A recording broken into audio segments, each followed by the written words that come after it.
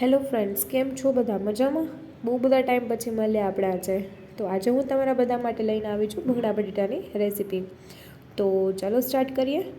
સૌપ્રથમ એના માટે મિક્સરમાં આપણે એક પેસ્ટ બનાવી લઈએ. તેની માટે આપણે જોશે 2 ટમેટાં આ રીતના કટ કરેલા, સૂકા લાલ મરચાં 3 થી 4 નંગ જેટલા, ત્યારબાદ લસણની ચટણી મેં એડ કરી છે. તમે ચટણીની જગ્યાએ લસણ પણ એડ કરી શકો છો.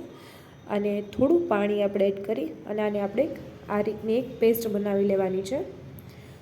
તો હવે પેસ્ટ રેડી થઈ ગઈ છે. તો હવે આપણે વઘારી લઈએ. વઘાર માટે સૌપ્રથમ આપણે એક કઢાઈમાં થોડું તેલ લેશું. ત્યારબાદ તેલ થોડું ગરમ થાય એટલે આપણે એમાં જીરું એડ કરશું. જીરું થોડું ફ્રાય થઈ જાય, થોડું બ્રાઉનનેસ ઉપર આવી જાય ત્યાં સુધી આપણે થોડી વેઇટ કરશું. અને તમે જુઓ છો આ રીતે જીરું થઈ ગયું છે. તો આપણે તેમાં થોડી હિંગ એડ કરી અને જે આપણી પેસ્ટ રેડી કરેલી છે એ પેસ્ટ આપણે એમાં એડ કરી દઈશું. હવે આને આપણે એકદમ બરાબર મિક્સ કરી લઈશું.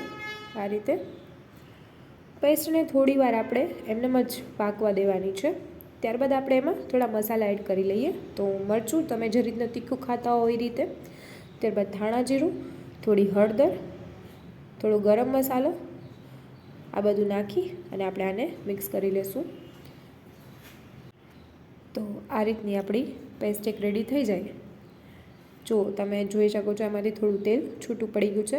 ત્યારબાદ હવે આપણે તેમાં સ્વાદ અનુસાર મીઠું એડ કરીશું અને ફરી પાછું આપણે આને હલાવી લઈશું.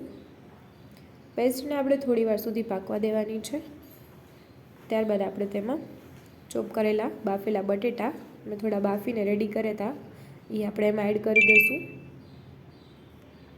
આ રીતે બાફેલા બટેટા એમાં એડ થઈ જાય પછી આપણે આને મિક્સ કરી અને હલાવી લઈશું પ્રોપર. અને આને આપણે 2 થી 5 મિનિટ સુધી પાકવા દઈશું. આ રીતે જો કોઈ મોટા કટકા રહી ગયા હોય તો તમે એને ચમચાથી મેશ કરી શકો છો. તો આપણી પેસ્ટ છે એ રેડી થઈ ગઈ છે. હવે તેલ મેં ગરમ થવા રાખ્યું હતું, તો તેલ ગરમ થઈ ગયું છે. ત્યારબાદ આપણે એમાં ભૂંગળા તળી લઈએ. ફ્રેન્ડ્સ, જો વરસાદ એક તો ચાલુ હોય, મસ્ત ઠંડુ વાતાવરણ હોય અને એમાં જો આ ભૂંગળા બટેટા ખાવા મળી જાય ને તો બહુ જ મજા આવી જાય. તમે લોકો પણ ટ્રાય કરો આજે અને પછી મને કહો કે તમને કેવી લાગી. તો ચલો, મારા ભૂંગળા બટેટા રેડી થઈ ગયા છે. હવે આપણે એને એક પ્લેટમાં સર્વ કરી લઈએ અને આ રીતે આપણે એન્જોય કરીએ. તમે લોકો બી તમારા ઘરે એન્જોય કરો, બનાવો અને પછી મને કહેજો કે તમને કેવું લાગ્યું. Thank you friends. ફરી મળીશું આપણે પાછી જ આવી કંઈક નવી રેસીપી સાથે. Thank you. મારો વિડીયો જો પસંદ આવે તો તેને લાઇક, શેર અને સબસ્ક્રાઈબ જરૂર કરજો.